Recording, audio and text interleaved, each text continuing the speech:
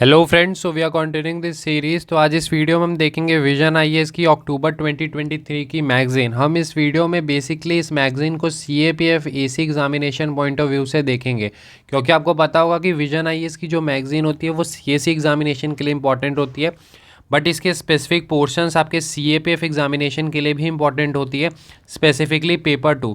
क्योंकि आपको पता होगा कि जब हम पेपर 2 की बात करते हैं तो वहाँ पर हमें 10 to 12 थीम्स करने की ज़रूरत पड़ती है, और उसमें कुछ static, then some of the contemporary issues और करंट, ये एस्पेक्ट काफ़ी ज़्यादा इंपॉर्टेंट होते हैं। तो कंटेम्प्रेरी और करंट एस्पेक्ट के लिए विजन आईएएस के मंथली मैगजीन्स काफ़ी ज़्यादा इंपॉर्टेंट होती है।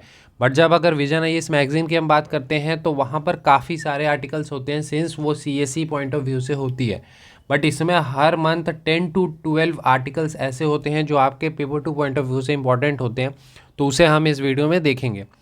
तो इस वीडियो में थोड़ा सा हम कॉम्प्रिहेंसिव देखेंगे। सो अगर हम यहाँ पर देखते हैं तो ये आपका टेबल ऑफ कंटेंट है। तो इसमें थोड़ा सा हम डिटेल में देखेंगे किस प्रकार से किन किन चीज़ों को कवर करनी चाहिए, कौन से मोस्ट इंपॉर्टेंट टॉपिक्स हैं। अगर कोई स्टूडेंट ऐसे हैं जो विजन आईएएस को फॉलो नहीं कर रहे, तो वो ऐसा कर सकते हैं कि इन सारे इश्यूज़ को कहीं से भी कवर कर सकते हैं। और मैं रिकमेंड यही करूँगा, क्योंकि विजन आईएएस की मैगज़ीन फ्रीली उनके वेबसाइट पे अवेलेबल होती है। तो यहाँ पे आई थिंक ये वेबसाइट है उनकी, तो इस वेबसाइट पे आप फ्रीली आपको मिल जाएगी, तो आप जाकर देख सकते हैं और इन इश्यूज़ को आप एक बार पढ़ सकते हैं। और पढ़ने के बाद अगर आपको लगता है कि वो यूज़फुल है या रिटेन करने में थोड़ी दिक्कत आ रही है, तो आप कीवर्ड बेस्ड नोट्स बना सकते हैं। वो पेपर 2 पॉइंट ऑफ व्यू से आपके लिए काफ़ी ज़्यादा रेलिवेंट रहेगी। तो अगर हम मोस्ट इंपॉर्टेंट की बात करते हैं तो जो आपको हर हाल में करना चाहिए वो है क्रिमिनलाइजेशन ऑफ पॉलिटिक्स। ये काफ़ी ज़्यादा इंपॉर्टेंट है। वैसे इससे रिलेटेड अगर आप देखेंगे 2020 में देयर वाज एन आर्गूमेंट, वो डायरेक्टली नहीं था बट हाँ इससे थोड़ा रिलेटेड था। तो क्रिमिनलाइजेशन ऑफ पॉलिटिक्स बहुत ज़्यादा इंपॉर्टेंट है। ये स्टामा का मतलब है, इसे आपको हर हाल में करना है। इस आर्टिकल को कम्प्लीटली पूरा डिटेल में आपको करने की ज़रूरत है, और इससे आप नोट्स प्रिपेयर कर सकते हैं। अगर हम बात करते हैं capacity building of the urban local bodies, तो ये डायरेक्ट उतना रेलेवेंस नहीं रखेगा, बट इसमें जो चैलेंजेस दिए गए हैं कि कैपेसिटी बिल्डिंग में क्या क्या चैलेंजेस आते हैं, उनको आप एक बार पढ़ सकते हैं। अगर आपको रेलिवेंट लगते हैं तो कुछ पॉइंट नोट कर सकते हैं, but complete article will not be important. फिर पार्लियामेंट्री प्रिविलेजेस, ये आपके पेपर 1 पॉइंट ऑफ व्यू से रेलिवेंट हो सकती है, but paper 2 point of view से रेलिवेंट नहीं है। अगर हम इंटर स्टेट वाटर डिस्प्यूट भी देखते हैं तो इससे आपको रिपोर्ट एक आ चुका है प्रीवियस ईयर में, तो इसको आपको दो एस्पेक्ट में प्रिपेयर करना है। फर्स्टली इसमें कृष्णा वाटर डिस्प्यूट दिया गया है, तो इसको आप रिपोर्ट पॉइंट ऑफ व्यू से देख सकते हैं। इसके अलावा फैक्टर्स, मैकेनिज्म क्या रहता है और चैलेंजेस और क्या वे फॉरवर्ड रहेगा, इसको होलिस्टिकली आपको कवर करने की ज़रूरत है, क्योंकि ऐसे भी आने के चांसेस है। अगर आपने प्रीवियस 2-3 साल के पेपर को देखा होगा तो आपको दिखेगा कि अब वो डिमार्केशन धीरे धीरे कम होता जा रहा है कि ये टॉपिक स्पेसिफिकली आर्गूमेंट का है, ये एसए का है, ये रिपोर्ट का है। रिपोर्ट का तो फिर भी थोड़ा सा सेग्रीगेशन है, बट आर्गूमेंट एंड अगर आप एसए में देखेंगे तो आर्गूमेंट के क्वेश्चंस वो एसए में पूछ रहे हैं, ठीक है। तो इस कारण से उतना सेग्रीगेशन करने की ज़रूरत नहीं है। आप टॉपिक पे होलिस्टिक कवरेज कीजिए और अंडरस्टैंडिंग डेवलप करने की कोशिश कीजिए कि किसी भी तरह का कोई भी आता है तो आप लिख सकते हैं। बस हाँ, आपको ये पता होना चाहिए कि एसए में हम किस तरह से लिखते हैं, आर्गूमेंट में किस तरह से लिखते हैं और रिपोर्ट में किस तरह से लिखते हैं। अगर आप नेक्स्ट देखते हैं role of technology in public service delivery, तो देखिए डायरेक्ट उतना रेलेवेंस नहीं है इस टॉपिक का। वैसे भी बहुत ही सिंपल सा है कि टेक्नोलॉजी से क्या बेहतर हो सकता है, तो मनी कम लगेगी, एफिशिएंसी बढ़ जाएगी, तो इस तरह की टाइम कम लगेगा, टाइम सेव होगा। तो इस तरह की बेसिक पॉइंट्स ही इसमें दी गई है। अगर आपको जस्ट ऐसे पढ़ना है तो पढ़ सकते हैं, बट उतनी रेलिवेंस आपके पेपर 2 पॉइंट ऑफ व्यू से नहीं है। बाकी ये सब उतने आपके लिए इंपॉर्टेंट नहीं रहेगा। ऊपा हमेशा इंपॉर्टेंट होता है, तो एक बार ऊपा आपको ज़रूर करना चाहिए। ऊपा और आफ्सा ये आपको अच्छे से करने की ज़रूरत है। अगर हम इंटरनेशनल रिलेशंस में आ जाते हैं तो the second most important topic आपका पहला था क्रिमिनलाइजेशन ऑफ पॉलिटिक्स, दूसरा है इजराइल हमास वॉर, ठीक है। इसमें जो सबसे इंपॉर्टेंट आपको देखना है possible impacts of the war और इम्पैक्ट ऑन इंडिया, ठीक है। ये दोनों एस्पेक्ट बहुत अच्छे से करने की ज़रूरत है, बिकॉज अगर ये डायरेक्ट आता है तो डायरेक्ट अगर इजराइल हमास वॉर अगर आता है, वैसे तो आपका एग्जाम काफ़ी लेट है तो आने के चांसेस कम रहेंगे, मतलब डायरेक्ट वाला आने के चांसेस कम रहेंगे। अगर आता भी है तो रिपोर्ट आएगा डायरेक्ट, बट एसए में जब वो आएगा तो पॉसिबल इम्पैक्ट्स ऑफ वॉर या फिर इम्पैक्ट ऑन इंडिया क्या रहने वाला है वो इंपॉर्टेंट रहेगा। तो इसलिए इसको आपको ऐसे पॉइंट ऑफ व्यू से काफ़ी होलिस्टिकली कवर करने की ज़रूरत है और इस एक्सपेक्ट पे आपको ज़्यादा करने की ज़रूरत है, ठीक है। इसके बाद इंडिया कनाडा रिलेशन इंपॉर्टेंट है, ठीक है। वैसे आमतौर पे इंडिया नेबर इंपॉर्टेंट होता है हमारे CAPF एग्जामिनेशन के लिए, बट अभी थोड़ा सा जिस तरह के जियोपॉलिटिकल सिनेरियो है तो उस पॉइंट ऑफ व्यू से आपको इसे करना चाहिए। बाकी इंडिया, साउथ कोरिया, मालदीव्स उतना इंपॉर्टेंट तो नहीं है। जस्ट एक दो पॉइंट आप देख लीजिए कि एरिया ऑफ ऑपरेशन कौन सा है, एरिया ऑफ डाइवर्जेंस कौन सा है, दो चार पॉइंट आप ध्यान रख सकते हैं। मे बी इंटरव्यू ये सब में भी आपको हेल्प मिल जाएगी, बट डायरेक्ट रिलेवेंस नहीं है।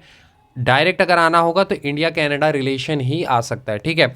अगर हम साउथ चाइना सी की बात करते हैं तो ये paper on point of view से रेलिवेंट हो सकता है, थोड़ा बहुत मैपिंग ये सब देखने के लिए, स्पार्सली आइलैंड कौन सा है, कहाँ है, ये सब।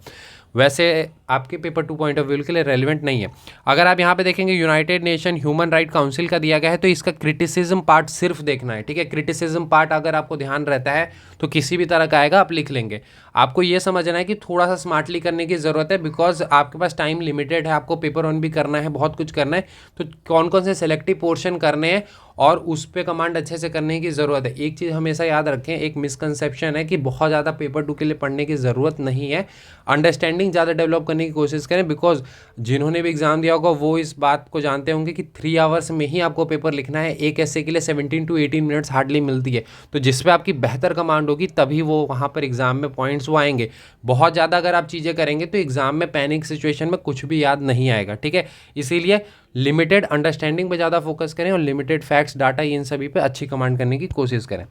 यहाँ पर अगर हम देखते हैं तो एक आर्गूमेंट यहाँ पर आने के चांसेस रहेंगी comprehensive nuclear test ban treaty पे, ठीक है। तो ये वाला आप कर सकते हैं। बाकी ये एक रीज़न का है, तो ये अर्मेनिया और अजरबैजान के बीच में है, कॉन्फ्लिक्टेड है, तो वो आपके पेपर के लिए इंपॉर्टेंट है, वैसे नहीं है। अगर हम यहाँ पर इकोनॉमी में आते हैं तो कंट्रीब्यूशन ऑफ M स्वामीनाथन है, तो इनकी कंट्रीब्यूशन पढ़ सकते हैं एग्रीकल्चर पॉइंट ऑफ व्यू से, बिकॉज एग्रीकल्चर का कुछ आता है तो वहाँ पर आप डाल सकते हैं। तो वो कंट्रीब्यूशन आप एक दो नोट कर लीजिए, वो आप डाल सकते हैं, ठीक है। इसके बाद यहाँ पर भी अगर आप अगर यहाँ पे भी आप रोल देखेंगे तो आपका Indian council of agriculture research के टोटल 9 दिए गए हैं, तो सिर्फ वो कीवर्ड आप नोट कर लेंगे एक जगह पे, तो आपके लिए एग्रीकल्चर थीम के लिए काफ़ी इंपॉर्टेंट हो जाएगा। आप उसको, क्योंकि बहुत जनरलिस्टिक होती है, तो आप वो डाल सकते हैं, ठीक है। थोड़ा सा ये भी आप कोशिश करें कि एक कंटेंट को आप किस तरह से दूसरे, तीसरे, चौथे थीम्स में या कह सकते हैं टॉपिक्स में आप यूज़ कर सकते हैं, वो ज़्यादा आपके लिए हेल्पफुल रहेगा। इसके बाद अगर हम नोबेल प्राइज़ में देखते हैं तो यहाँ पर देखिए वुमेन लेबर फोर्स पार्टिसिपेशन है, तो कौन कौन से फैक्टर्स इन्फ्लुएंस कर रहे हैं फीमेल लेबर फोर्स पार्टिसिपेशन, वो आपको देखने की ज़रूरत है, बिकॉज वो वुमेन वाले में आप काफ़ी जगह यूज़ कर लेंगे उस पॉइंट्स को, क्योंकि बहुत ही सिंपल और स्ट्रेट फॉरवर्ड पॉइंट्स रहते हैं, ठीक है। इसके अलावा डाटा, डाटा तो आपको ये नोट करने की ज़रूरत ही है, बिकॉज डाटा तो हमेशा इंपॉर्टेंट होता है, तो डाटा यहाँ से ले सकते हैं। सेकंड, यहाँ पे भी आपको डाटा मिल जाएगा, ठीक है, पीरियोडिक लेबर फोर्स रिपोर्ट से, तो ये डाटा आप नोट कर सकते हैं। ये सारे कुछ इंपॉर्टेंट होती हैं, लाइक ग्लोबल हंगर इंडेक्स भी आपको यहाँ पे दिखेगा, तो इन सभी के डाटा आप ज़रूर नोट कर सकते हैं एक जगह पे। देखिए ग्लोबल हंगर इंडेक्स का वैसे पेपर वन में भी यूज़फुल हो जाएगा, बाकी यहाँ पे भी, ठीक है। इसके बाद अगर हम आते हैं सिक्योरिटी में, तो सेपरेटिज्म है, उनके फैक्टर्स दिए गए हैं और इंडियाज़ क्या क्या अप्रोच रहने वाला है, ये तो ये वाला आप पार्ट पे ध्यान देंगे। इसके बाद टेररिज्म को टैकल करने के लिए भी इंडिया का अप्रोच क्या रहता है, वो इस आर्टिकल में दिया गया, और फैक्टर्स, तो इनको आप नोट कर सकते हैं। यहाँ पर एक सिम्बेक्स दिया हुआ है सिंगापुर से, तो ये आपके paper on point of view से इंपॉर्टेंट रहेगी। अगर हम आ जाते हैं एनवायरनमेंट वाले में, तो एनवायरनमेंट में आप देख सकते हैं ग्लेशियर लेक आउटब्रस्ट फ्लड दिया गया है, ठीक है।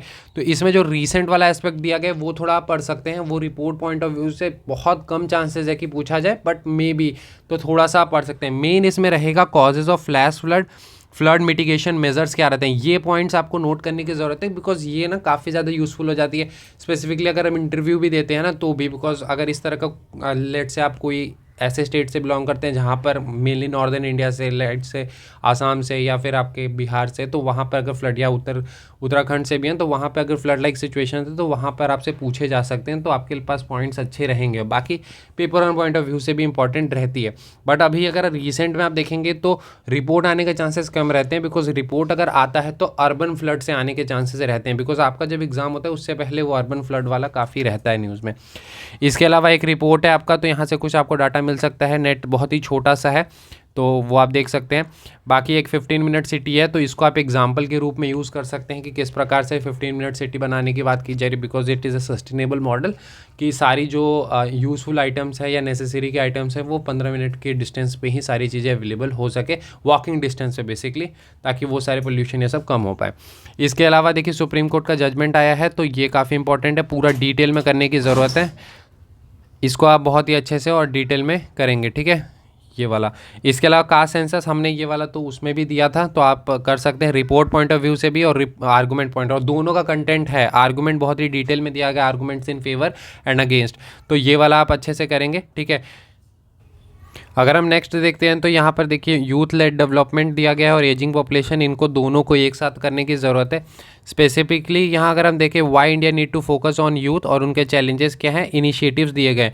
ये काफ़ी इंपॉर्टेंट आपके लिए रहेगा आर्टिकल, बिकॉज अगर हम देखते हैं बहुत जगह पे हम यूज़ करते हैं जब खासकर जियोपॉलिटिक्स से रिलेटेड रहता है तो, कि इंडिया के पास एक डेमोग्राफिक डिविडेंड का एडवांटेज है, तो डेमोग्राफिक डिविडेंड वर्सेज डिजास्टर तो किस तरह से हम यूज़ कर सकते हैं, तो इसमें चैलेंजेस वाला भी पोर्शन दिया गया है और क्यों इंडिया को फोकस करना चाहिए यूथ के ऊपर, तो वो भी दिया गया है, तो काफ़ी ज़्यादा ये इंपॉर्टेंट रहेगा। और जैसे ही आप ये करते हैं साथ साथ एजिंग पॉपुलेशन वाला भी कर लेंगे, ताकि थोड़ा कॉन्ट्रास्ट भी आपको मिल जाएगा और थोड़ा कंपैरिजन भी मिल जाएगा, तो इसीलिए ये दोनों आर्टिकल आपको बहुत अच्छे से करने की ज़रूरत है। इसके अलावा वुमेन राइट्स वाले में ज़्यादा नहीं दिए गए हैं, वो बहुत ही हिस्टोरिकल चीज़ें दी गई हैं, वुमेन राइट्स मूवमेंट कौन कौन से थे, कैसे कैसे इवोल्यूशन हुआ है, मे भी आप पढ़ सकते हैं, कहीं अगर छोटा सा बैकग्राउंड डालने का आपको ज़रूरत पड़ जाता है तो वहाँ यूज़ कर सकते हैं। मेनली ये CSE के एसए में क्योंकि काफ़ी स्कोप रहता है तो वहाँ यूज़ कर सकते हैं, बट यहाँ पर आपके CAPF में सिंस आपको 300 वर्ड्स की लिखनी होती है तो स्कोप थोड़ी कम होती है। अगर हम आगे बढ़ते हैं तो pro life versus pro choice, ये काफ़ी इंपॉर्टेंट रहेगा, बिकॉज अगर इस तरह के आते हैं आर्गूमेंट तो जिनको नहीं पता वो कुछ भी नहीं लिख सकते। बेसिकली वुमेन के पास कब चाइल्ड करना है, ये सारे के राइट्स ये वाले, तो उसके से रिलेटेड है, आप थोड़ा सा इसको देख सकते हैं, आर्गूमेंट पॉइंट ऑफ व्यू से रेलिवेंट रहेगा। एज ऑफ कंसेंट, और इसमें आर्गूमेंट पॉइंट ऑफ व्यू से काफ़ी अच्छे दिए गए हैं, तो सोशल इश्यूज़ के इस बार काफ़ी अच्छे आर्टिकल्स हैं तो आप पढ़ सकते हैं। इसके अलावा मेजर्स दिए गए हैं basically child sexual abuse material से रिलेटेड, तो वो आप देख सकते हैं। तो अगर ये वाला आर्टिकल आप करेंगे तो साथ साथ आपको ये वाला भी करना है, सोशल मीडिया के positive and negative impacts on, तो ये काफ़ी इंपॉर्टेंट रहेगा, बिकॉज आपने देखा होगा रिसेंट में भी ऑनलाइन गेमिंग से रिलेटेड आया था और सोशल मीडिया तो काफ़ी ज़्यादा न्यूज़ में रहता है, तो सोशल मीडिया का पॉजिटिव इम्पैक्ट्स और negative impacts on the children, तो ये वाला कर सकते हैं। इसके अलावा ग्लोबल हंगर इंडेक्स है तो डाटा आपको मिल जाएगा रेलिवेंट। फिर अगर हम बात करते हैं स्पोर्ट्स इन इंडिया, तो initiative taken to promote sports in India कौन कौन से हैं, तो वो आप देख सकते हैं। बाकी एक श्रेष्ठ स्कीम है SC से रिगार्डिंग, तो वो आप देख सकते हैं। बाकी साइंस एंड टेक में आते हैं तो नोबेल प्राइजेस ये सारे इंपॉर्टेंट रहेंगे, बट आपके paper on point of view से, वैसे पेपर 2 के लिए उतने इंपॉर्टेंट नहीं है। अगर हम यहाँ पे बात करते हैं तो unlocking India space tech potential, तो पोटेंशियल एरियाज़ और उनके चैलेंजेस दिए गए, काफ़ी इंपॉर्टेंट रहेगा ये, तो ये आपको हर हाल में करने की ज़रूरत है। इसके बाद अगर हम आ जाते हैं हमारे कल्चर वाले में, तो कल्चर में रूरल टूरिज़्म से रिलेटेड है, तो अगर हम रूरल टूरिज़्म को देखते हैं तो इसमें 2 विलेजेस से रिलेटेड दिया गया है, धौरदो और मालडा से रिलेटेड। धौरदो गुजरात का है, मालडा आपका मध्य प्रदेश का है, तो केस स्टडी और के रूप में एग्जाम्पल के रूप में आप कोट कर सकते हैं। फिर military system in ancient India, तो इसमें कुछ पॉइंट्स नोट कर सकते हैं, कहीं अगर आपको यूज़ करना हो, मे बी आपके डिफेंस वाले पोर्शन में, सिक्योरिटी वाले पोर्शन में कुछ आ जाता है, तो जो हम स्टार्ट करते हैं या बैकग्राउंड देते हैं वहाँ पर हम हिस्टोरिकल एस्पेक्ट डालते हैं, तो उसके लिए पॉइंट्स यहाँ पे मिल सकते हैं। बाकी डायरेक्ट रिलेवेंस तो नहीं रहेगी। ये आपके paper on point of view से इंपॉर्टेंट है, Dada Saheb Phalke lifetime achievement award. इसमें देखिए एक बहुत अच्छा आर्टिकल है एथिक्स में इस बार, AI and human rights, does AI harm human rights, तो ये वाला बहुत ही अच्छा आर्टिकल है, तो इसको आप पढ़ सकते हैं। बाकी स्कीम्स वाली आपकी स्वनिधि है, कोविड के टाइम पे भी काफ़ी ज़्यादा न्यूज़ में था, स्ट्रीट वेंडर्स को लोन ये सब देने के रिगार्डिंग, ठीक है। इन शॉर्ट मैं आपको लास्ट में बता देता हूँ कि कौन कौन से आपको हर हाल में करने चाहिए। तो फर्स्ट है क्रिमिनलाइजेशन ऑफ पॉलिटिक्स, दूसरा है India Hamas war, India Canada relations. Then coming to this, so यहाँ पर एज सच कोई ऐसा नहीं है जो हर हाल में करनी चाहिए, हाँ डाटा तो आपको हर हाल में लेने होंगे। यहाँ पर आपका टेररिज्म वाला एक देख सकते हैं, बाकी एक ग्लेशियल आउटबर्स्ट आप कर लीजिए, स्पेसिफिकली ये वाला portion causes of flash flood and flood mitigation, ये आपको हर हाल में करना है, supreme court judgment. And then caste system आपको करना है हर हाल में, यूथ लेड डेवलपमेंट करना है, लेकिन इसके साथ जब ये करेंगे तो ये कर लें तो ज़्यादा बेहतर है। ये आपको करने की ज़रूरत है, pro life versus pro choice, then age of consent, और ये सोशल मीडिया का positive negative impact sports in India, ठीक है।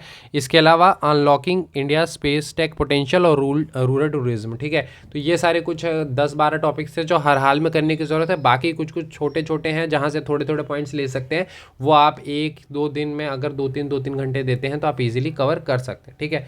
तो ये सारी चीज़ें थी। बाकी आप हमारा टेलीग्राम चैनल ज्वाइन कर सकते हैं, दैट इज़ एज डिफेंस। तो आप सिंपली जाएँ टेलीग्राम पर और सर्च करें एज डिफेंस और आप ज्वाइन कर सकते हैं, ठीक है।